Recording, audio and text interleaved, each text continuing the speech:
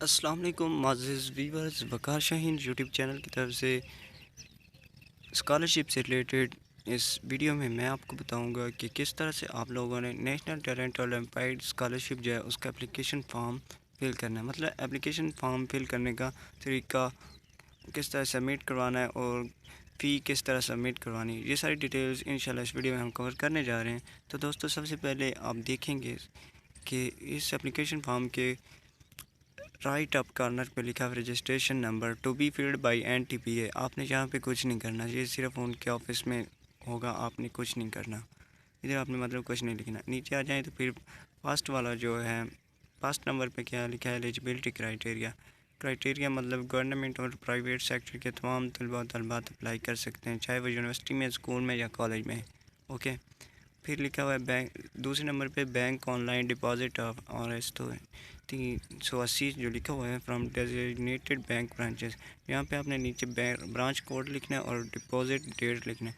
Branch code जिसमें आप branch में जाकर फीस सबमिट करवाएंगे, वहाँ उसका एक कोड भी होता है, वो आपने कोड इधर लिख लेना, आपने बैंक वालों से पूछ भी लेना है। और डिपॉजिट डेट मतलब जिस डेट को आपने फ़ीस सबमिट करवाई उस डेट को भी आपने लिखना है। तीसरे नंबर पे फिर लिखा हुआ है फॉर इजी पैसा डिपॉजिट ऑफ RS 380। इसमें आपने ट्रांजैक्शन ID लिखनी है अगर आप इजी पैसा के ज़रिए फ़ीस सबमिट करवाते हैं, और डिपॉजिट डेट भी आपने लिखनी है। ओके।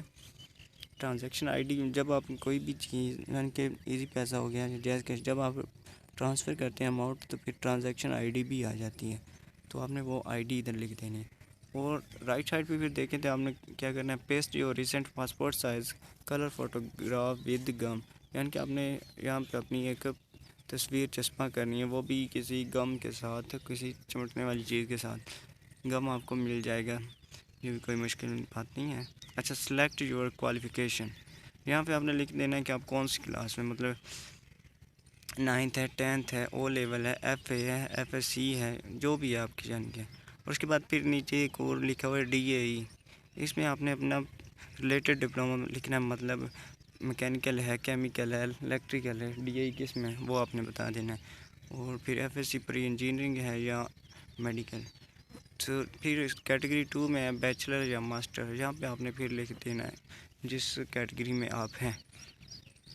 BS का भी ऑप्शन नीचे लिखा हुआ है, और इसके अलावा भी ढेरों सारे ऑप्शन हैं। और कैटेगरी 3 है कि MS MPhil PhD, और यहाँ पे भी आपने राइट योर प्रोग्राम टाइटल आपने इधर भी लिखना है, यानी कि किस में आप MS कर रहे हैं। और उसके बाद फिर आ जाती है पर्सनल इंफॉर्मेशन। आपने कैपिटल लेटर में अपने नेम वगैरह सब कुछ जो है वो कैपिटल लेटर में लिखना है, यानी कि बड़े अल्फाज में, इंग्लिश अल्फ़ाबेट के जो कैपिटल लेटर हैं उनमें लिखना है। पहले आपने अपना फुल नेम लिख देना है, दूसरे लाइन पे आपने अपने फादर का नेम, तीसरी लाइन पे आपने कैंडिडेट CNIC। यहाँ पे कैंडिडेट का CNIC होना चाहिए, या फिर वो कह रहा है फादर का CNIC। उसके बाद फिर है जेंडर, मतलब मेल है या फीमेल। उसके बाद फिर साथ ही लिखी हुई डेट ऑफ बर्थ, पहले डे, फिर मंथ और फिर ईयर। उसके बाद एड्रेस आ जाता है आपका। एड्रेस आपने अपना इधर लिख देना है। उसके बाद पर्सनल मोबाइल नंबर, अपना एक मोबाइल नंबर दे देना है। और कोई भी ऐसा ना हो कि जो रिप्लेस किया गया हो, कन्वर्टेड हो, मतलब जैज़ वाली सिम है उसको आपने कन्वर्ट किया हुआ है टेलीनॉर पे, या ऐसी सिम नहीं देनी आपने। सीधा सा जो नंबर है, मतलब जैज़ का और जैज़ के नेटवर्क पे ही हो वो, ऐसा नंबर देना है। उसके बाद फिर फादर ऑक्यूपेशन, मतलब आपके वालिद का पेशा क्या है, ये आपने लिखना है। उसके बाद फिर डिग्री सर्टिफिकेट टाइटल, आपकी डिग्री कौन सी है और किस ईयर में आपने एडमिशन लिया, और स्कूल, कॉलेज या फिर यूनिवर्सिटी का नाम क्या है। उसके बाद फिर आ जाती है academic information. NTA will not issue roll number slips to those who have not filled in their academic record properly। यानी कि आपको अपना एकेडमिक रिकॉर्ड जो प्रॉपरली फिल करना है इधर, अदरवाइज़ आपको रोल नंबर भी अलॉट नहीं किया जाएगा, जो कि टेस्ट के लिए ज़रूरी है, इस स्कॉलरशिप के टेस्ट के लिए। उसके बाद candidate should convert there grades into marks.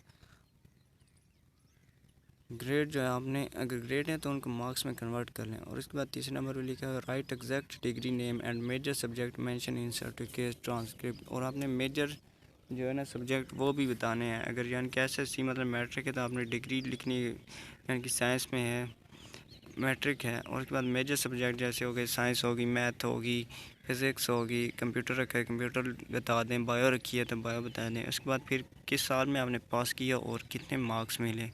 उसके बाद फिर टोटल मार्क्स, फिर परसेंटेज भी बता दें कितने परसेंट आपके मार्क्स थे, और डिवीज़न फर्स्ट है सेकंड है, और फिर बोर्ड या यूनिवर्सिटी या फिर इंस्टीट्यूट का नेम भी बता दें। उसके बाद फिर इंटरमीडिएट के लिए भी सेम करना है, और MS BS बैचलर ये सब इसी तरह से करने हैं। उसके बाद फिर आ जाता है अंडरटेकिंग, जिसे मेरे ख्याल में खलफ भी कहते होते हैं। ये आपने खुद उठाना होता है, मतलब अपना नेम इधर लिख देना है, और फिर किसके बेटे हैं यानी कि अपने वालिद का नाम लिख देना है, और एंड पे डेट और कैंडिडेट के सिग्नेचर, और यहाँ पे भी आपने एक अपनी तस्वीर चस्पा करनी है। उसके बाद फिर आ जाती हैं जनरल इंस्ट्रक्शंस। आपने फॉर्म को अच्छी तरह से फिल करना है, कोई भी जगह खाली नहीं होनी चाहिए। उसके बाद कह रहे हैं कि फॉर्म के साथ पासपोर्ट साइज़ फ़ोटो और बैंक चालान या इजी पैसा ट्रांजैक्शन स्लिप ज़रूर अटैच करें।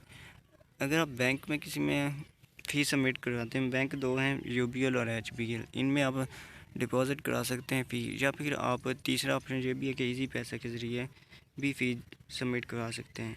अगर UBL और HBL के ज़रिए करवाते हैं फिर तो कोई मसला नहीं, लेकिन अगर इजी पैसा के ज़रिए करवाते हैं ना तो फिर आपको स्लिप लेनी पड़ेगी, और इसलिए आप खुद इजी पैसा के ज़रिए ना ही सबमिट करवाएं तो अच्छा है। बल्कि शॉप वाले जो कि ऐसा काम करते रहते हैं, जिनके पास वो प्रिंटिंग मशीन भी जिसे कह लें वो होती है, मतलब स्लिप जो होती है ना डिपॉजिट स्लिप, वो आपको प्रिंट करके दे दें, उनसे जाके आप इजी पैसा के ज़रिए भी फ़ीस सबमिट करा सकते हैं। लेकिन आसान ऑप्शन ये है कि आप बैंक जो है HBL या फिर UBL उसमें जाके सबमिट करवाएं, और नीचे दिए गए एड्रेस पर कह रहे हैं कि फॉर्म को आपने सेंड कर देना है, रिसाल करना है। नेक्स्ट ये कि आपका जो होगा ना टेस्ट और रोल नंबर स्लिप, ये आपको SMS के ज़रिए भी बता दिया जाएगा कि इस दिन आपका टेस्ट है, रोल नंबर आपका ये है। और उसके बाद जो है फ़ीस का इजी पैसा का ऑप्शन भी है, ये मैंने आपको पहले भी बता दिया है। और इजी पैसे के ज़रिए अगर कराते हैं तो ट्रांजैक्शन स्लिप ज़रूर फिर फॉर्म के साथ मुंसलिक करें।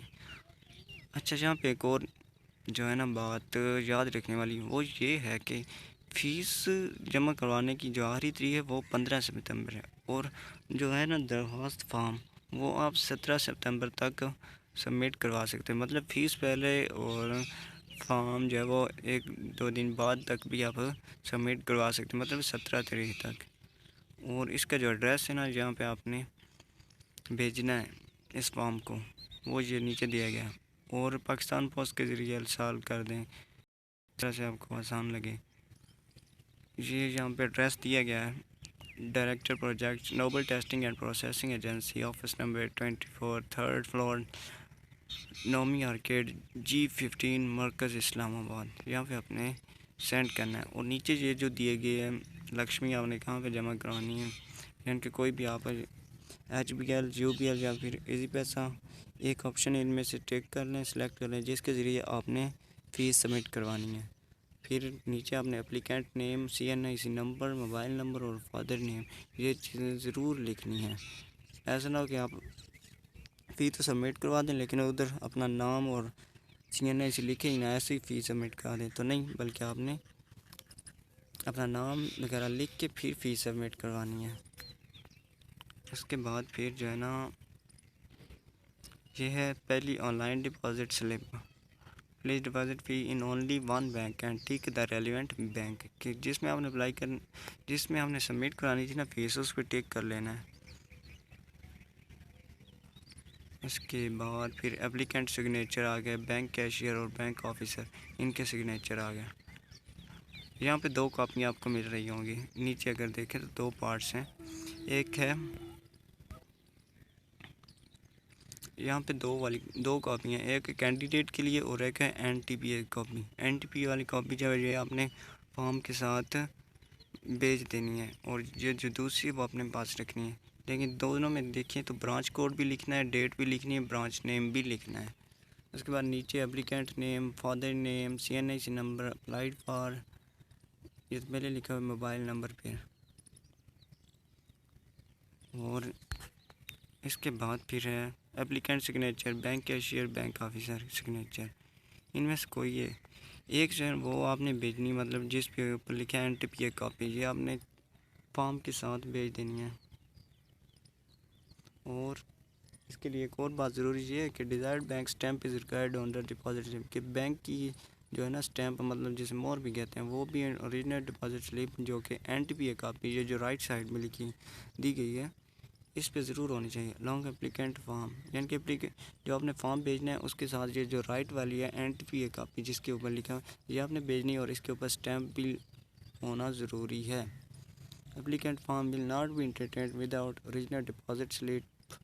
This challan form can be transferred through cash management and manual system and only through cash is acceptable, no other instrument। मतलब ये जो राइट वाली है ना साइड पे, इसके ऊपर आपने क्या करना है, मोहर भी लगवानी बैंक वालों से, जिसे स्टैम्प कहते हैं, और इसी को आपने फिर एप्लीकेशन फॉर्म के साथ भेज देना है।